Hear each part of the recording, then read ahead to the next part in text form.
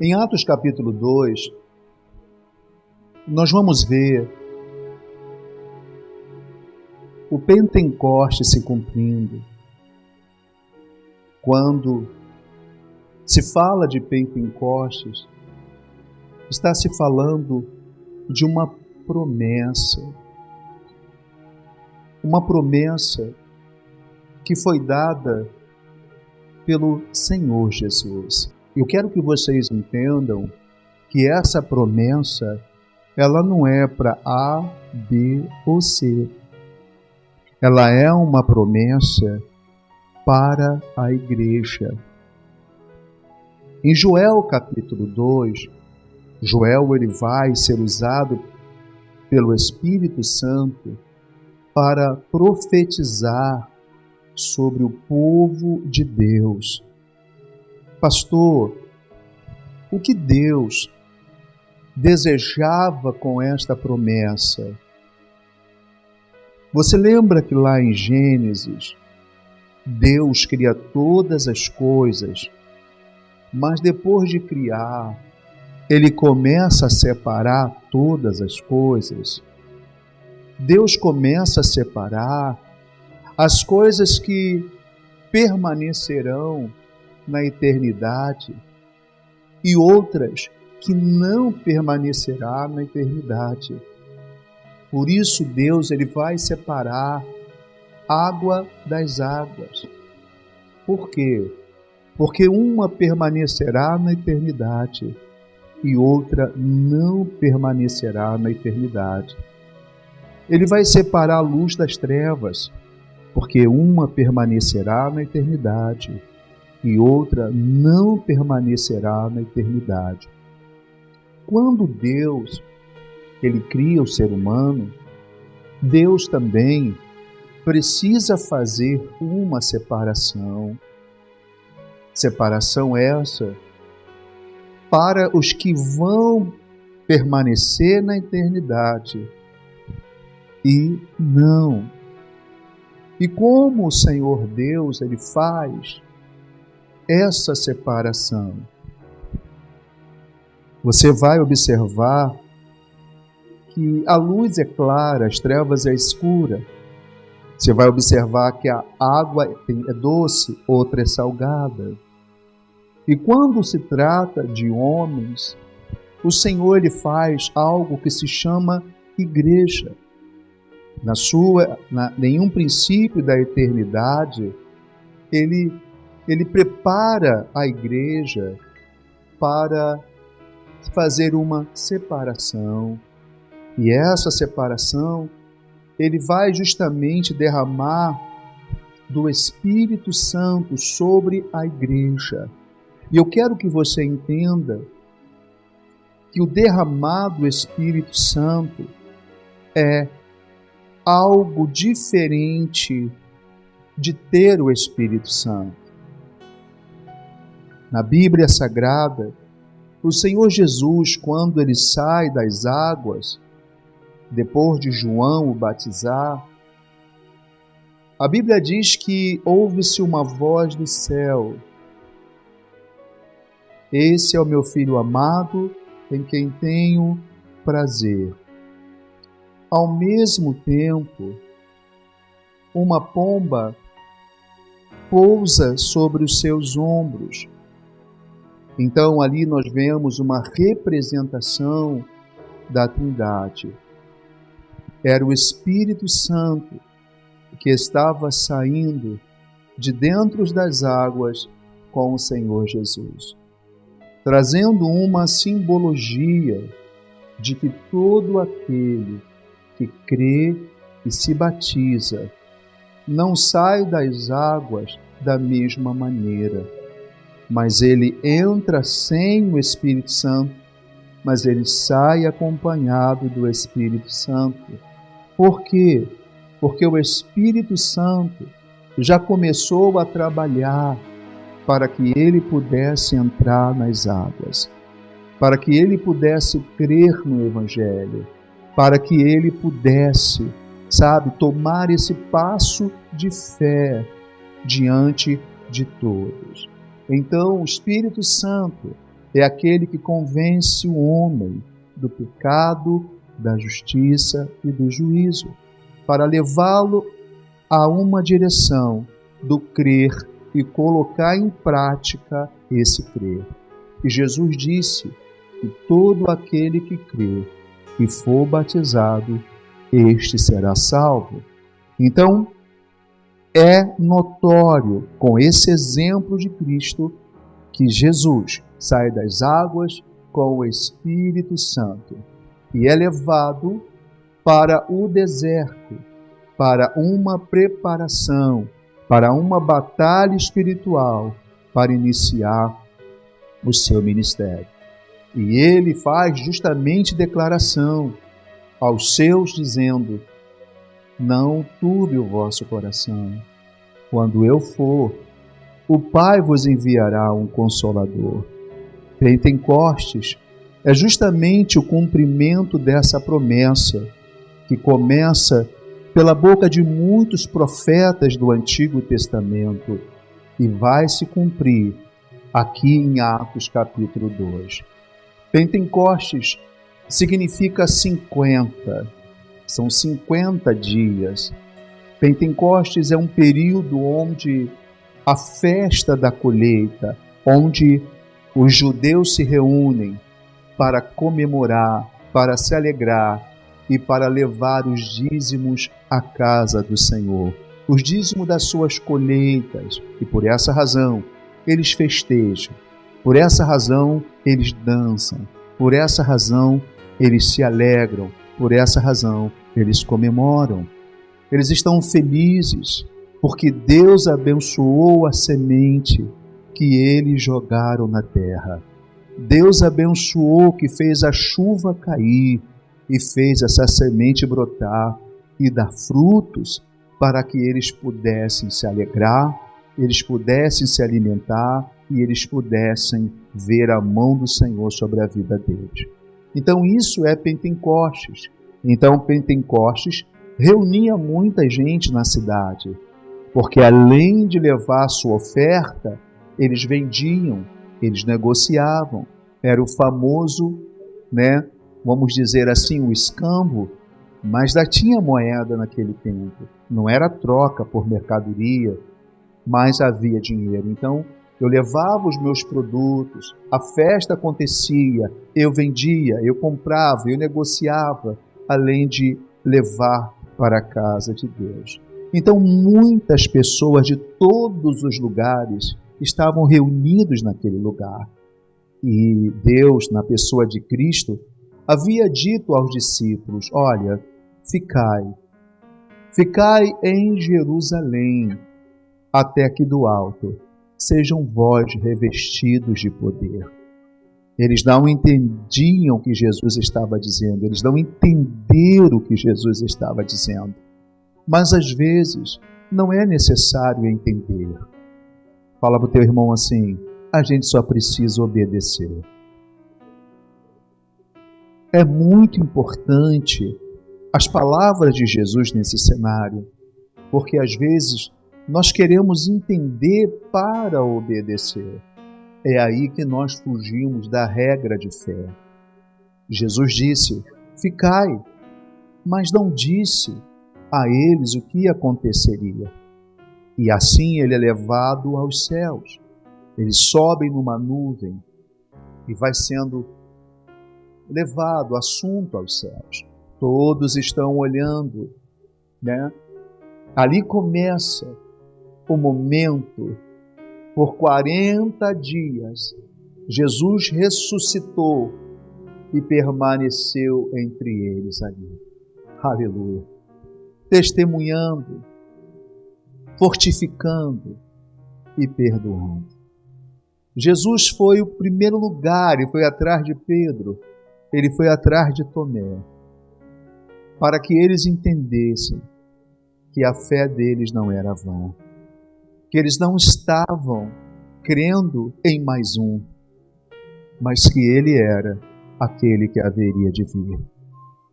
Então, Jesus vai atrás daqueles que estavam tristes, daqueles que estavam, duvidosos. Ele entra pelas paredes adentro para dizer: eu estou vivo. Agora, Jesus, quando é levado aos céus, é hora de mais uma vez confortá-lo, dizendo: fiquem em Jerusalém, porque muitos vão embora, a festa vai acabar, mas a festa de vocês, não. Vocês não vieram pela festa, vocês não vão pela festa. Enquanto eles estiverem se divertindo lá fora, vocês estarão dentro do cenáculo, buscando a minha presença, orando, crendo e confiando que há algo melhor aqui dentro do que há lá fora. Enquanto eles dançavam, eles comemoravam, havia um povo que estava orando, que estava lutando para obedecer, mesmo ouvindo, sabe, aquelas músicas tão atraentes, mesmo ouvindo aquelas vozes tão bonitas, o rufar dos tambores, sabe? Mas eles decidiram: não. O mundo me atrai, tenta me atrair, mas eu vou lutar para obedecer em oração, no lugar onde Deus me ordenou estar.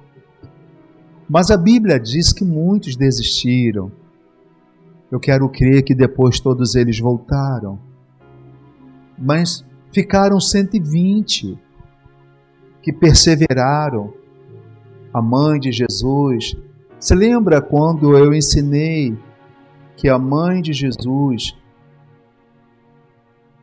os parentes de Jesus, tomaram a frente da mãe de Jesus e foram lá na casa, em Cafarnaum, e lá na casa começaram a dizer que Jesus era louco, que Jesus estava fora de si, e por isso que ele estava ensinando e pregando o que ele pregava?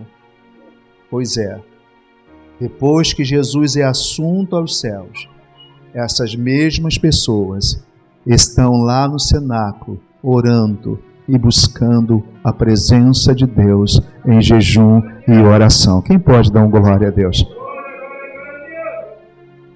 O nosso Deus não olha para algumas coisas.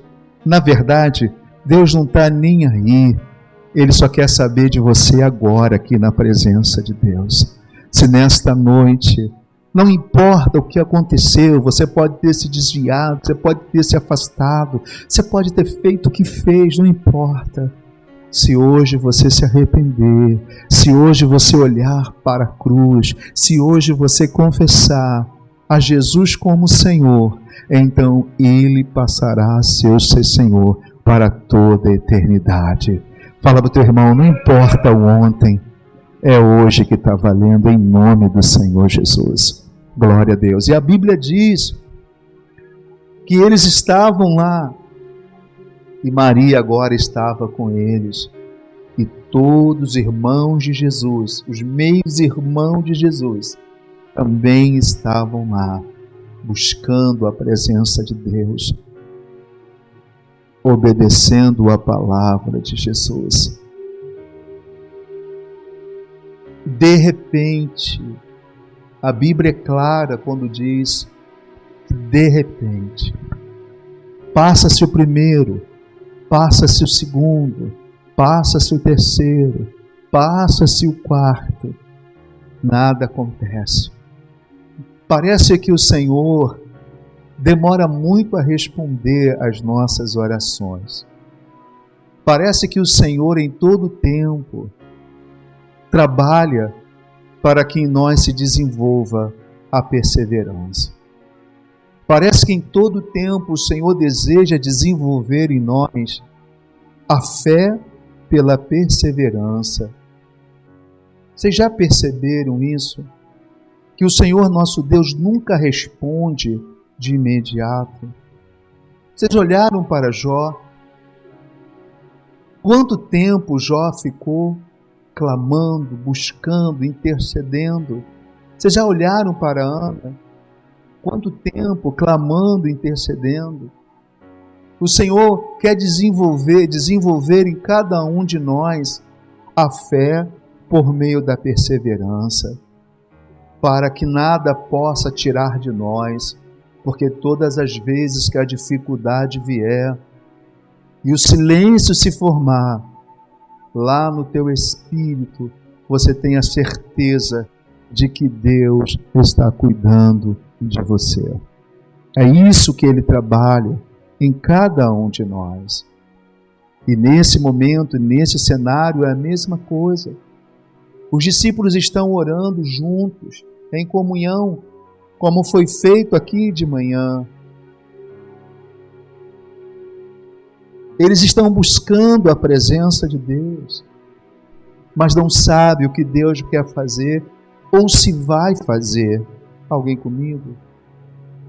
Pastor, por que eu devo buscar a presença de Deus? Porque há promessas aqui para você. Se há promessas aqui para você, só tem um jeito de alcançar. É lutando para obedecer. Como? Em oração e em jejum, em comunhão.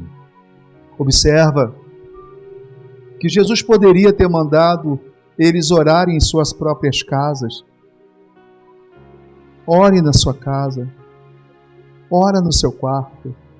Jesus poderia ter feito isso porque fazia parte do ensinamento de Jesus. Entra no teu quarto, fecha a tua porta e ora ao teu Pai em secreto. Mas Ele vai dizer, para as coisas grandes espirituais, não é assim que funciona.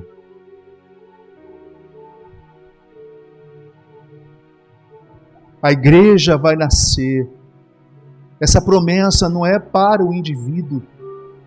Essa promessa é para a igreja. Fala para o teu irmão, essa promessa é para a igreja. Alguém consegue entender isso, irmão? Se Jesus mandasse eles orarem na sua casa para serem cheios do Espírito Santo, então a promessa era para indivíduos. Jesus diz, orai, todos reunidos em um só lugar, porque essa promessa é para a igreja. A minha igreja receberá o Consolador. A minha igreja será cheia do Espírito Santo. A minha igreja aprenderá a me buscar em comunhão, em união e unicidade. A minha igreja, quando se reunir em um só Espírito, em um só desejo no coração, eu me manifestarei. Quando a minha igreja se reunir para me buscar, eu responderei. É disso que Jesus está falando. É disso. A promessa é para uma unidade. Eu quero que vocês compreendam isso. Pastor, eu devo orar com certeza. Em todo tempo. Entra no quarto, ora no banheiro. Faz igual eu, irmão. Converte o banheiro. Eu passava horas pregando e orando no banheiro. O homem de trás, sem eu saber, se converteu e aceitou Jesus porque eu pregava no banheiro e não sabia que depois de um tempo ele ia para trás do muro para ouvir as minhas mensagens, as minhas orações, e acabou aceitando Jesus, e hoje ele dorme no Senhor. Fez igual o homem da melancia. Mas tudo bem, graças a Deus. Ore em todo tempo. Mas olha, as maiores promessas espirituais, ela se manifesta quando a igreja se reúne. Alguém comigo aqui? Promessas de bênçãos maiores é para a igreja reunida. Esse símbolo que Jesus disse, olha, onde 2 ou 3 se reunir no meu nome, ali eu estarei. Ele está falando da igreja. Ele está falando de uma igreja pequena, porque antes tinha que ser 10. Agora ele está falando, pode ser menos. Mas se estiver reunida no meu nome, para buscar em obediência as promessas que eu já liberei, então eu me manifestarei no nosso meio. Alguém comigo de verdade? Eu quero que você saia daqui entendendo a essência dessa palavra. Irmão, busque busque onde você quiser, mas ouça a promessa, as maiores promessas de Deus é para a igreja reunida. Se você quer ser cheio do Espírito Santo, se você quer ser cheio do poder de Deus, e você quer ser cheio da graça de Deus, aprenda a se reunir como igreja, com a igreja, para buscar a presença do Espírito Santo, para buscar as promessas do Espírito Santo. Pastor, eu posso receber o meu milagre em casa? Com certeza pode, depois que buscar com a igreja na presença do Espírito Santo. Olha para Ana. Primeiro a Ana foi orar com a igreja, chorar com a igreja, buscar pela promessa na igreja, mas recebeu quando chegou em casa. Quem pode dar um glória ao nome do Senhor? Bate no ombro dessa pessoa e diga: o Senhor tem promessas liberadas para a tua vida, o Senhor tem coisas grandes liberadas para a tua vida. Quem crê nesta palavra em nome de Jesus, meu irmão, joga a tua mão para cima e faz declaração: eu recebo, eu recebo, eu recebo, eu recebo em nome de Jesus. E eu quero declarar que muitas maravilhas de Deus descerá sobre ti e sobre toda a tua casa, no nome do Senhor Jesus. Quem dá um glória a Deus? Isso, aprende a receber. Se a igreja entendesse isso, irmão,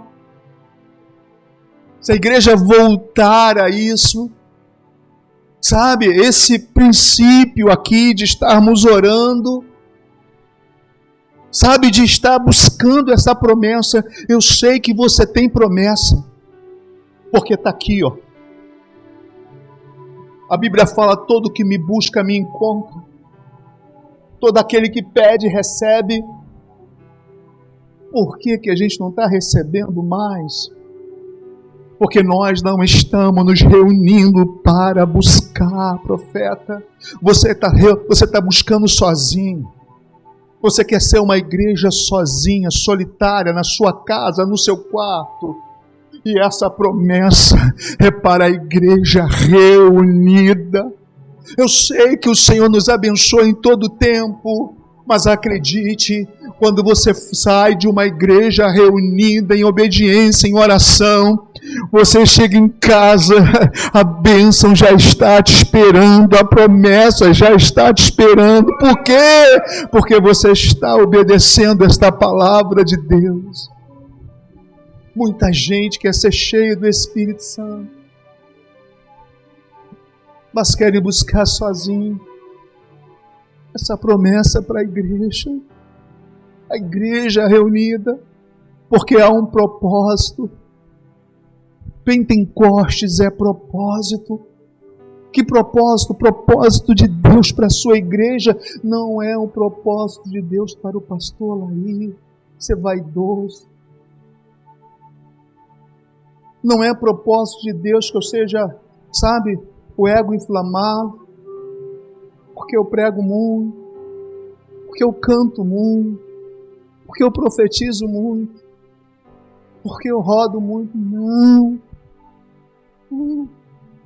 O propósito de Deus é que eu seja cheio do Espírito Santo, para eu poder te amar, para que eu possa te perdoar, para que eu possa estender a mão para ti, e juntos buscarmos as promessas de Deus em jejum e oração, como igreja que somos, instituído por aquele que morreu, mas no terceiro dia ressuscitou. ressuscitou. Por Ele nós fomos chamados para a sua glória, para sermos parecidos com Ele, para sermos pequenos Cristo, para andarmos como Ele andou e adorar a Deus como Ele adorou, e buscar a sua presença em lágrimas, buscar a sua presença mesmo nas dores, e dizer: Deus cuida de mim nas minhas lágrimas, no meu sofrimento. Deus cuida de mim e eu sou mais do que vitorioso em nome do Senhor Jesus.